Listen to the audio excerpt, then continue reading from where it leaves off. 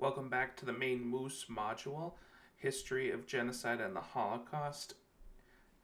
I would first like to remind everybody that the Holocaust was a very dark time in human history. What you are learning may make you feel angry or sad. Some of the images you see or find online may be disturbing. Please take care of yourself, take breaks, use the SEL toolkit on the module, or talk to a trusted adult if you need to. What we'll be discussing in this lesson is the resistance in the Holocaust. So, before we talk about the many ways that Jews resisted and fought against the Nazis, it's important to stop and think about what resistance actually is. Often, when people think about resistance and fighting back, they think that this just is some sort of armed or physical resistance. So that is part of it, but resistance to discrimination, persecution, in the case of Holocaust, death itself is so much more an act of courage and resistance than would otherwise be. So resistance can be teaching your children when they aren't allowed to go to school, practicing your religion when it's forbidden, hiding your children and yourselves, smuggling food, remaining a good human being when the outside world tells you you are subhuman. These are the ways, in addition to armed resistance, that the Jews fought the Nazis.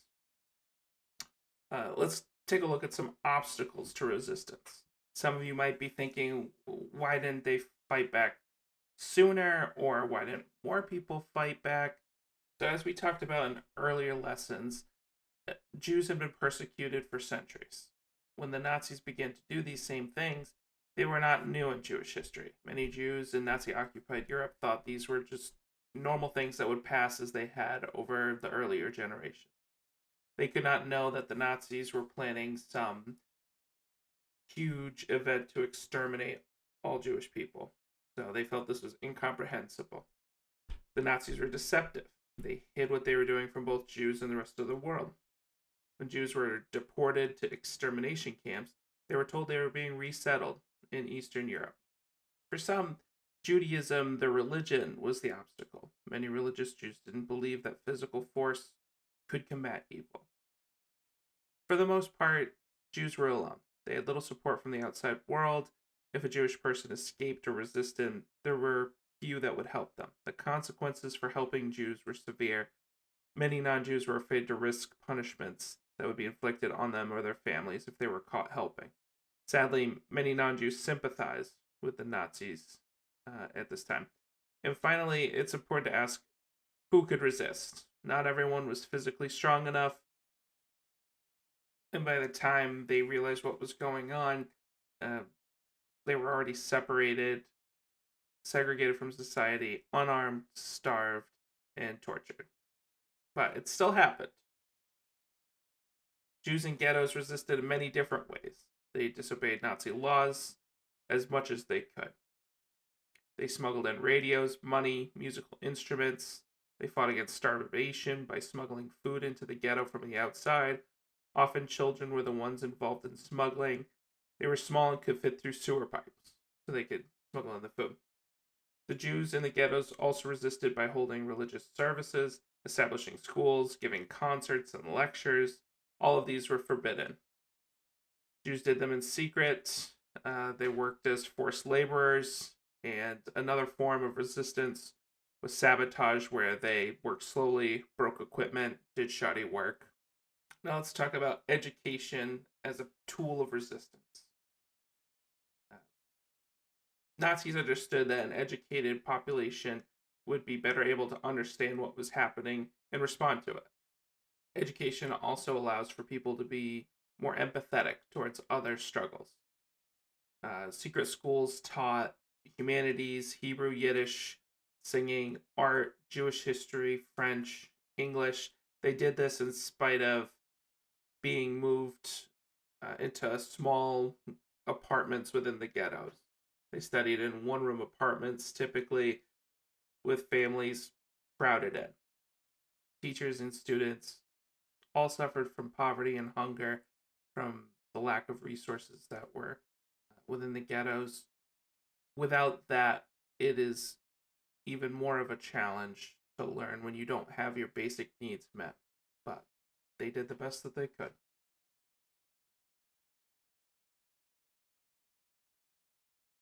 So let's now talk about survival as an act of resistance.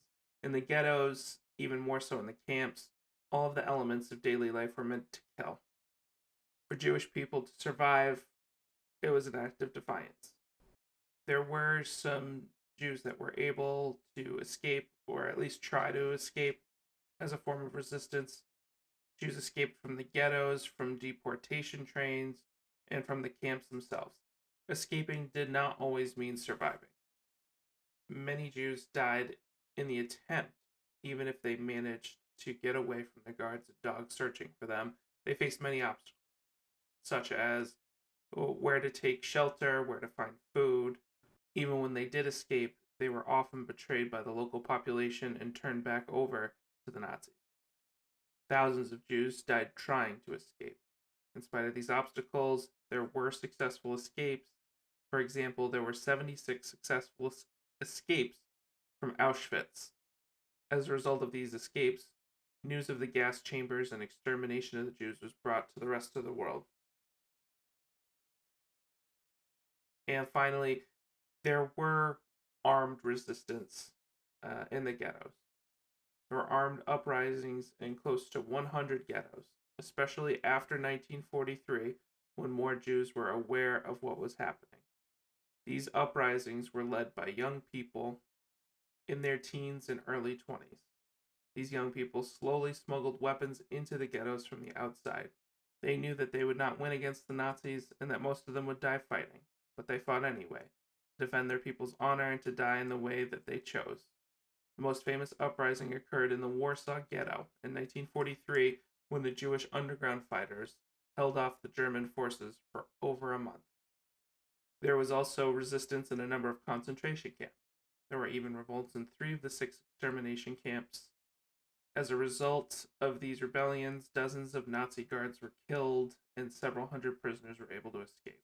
One of the crematoria at Birkenau was blown up. Almost all the Jews who rebelled in the ghettos and camps were killed. The camps did not stop functioning because of the rebellions. Only a small number of those who succeeded in escaping actually survived until the end of the war. Most were discovered, betrayed by informers, killed by locals, or died in the forests. A few lived on to fight with the partisans behind enemy lines. Those who resisted in whatever way took the decision as to how they would die away from the Nazis. Thank you so much for listening and watching. If you need to take a break, please go do so. Take a walk, access our SEL toolkit online, or talk to a trusted adult. And if you're all set, move on to our next module.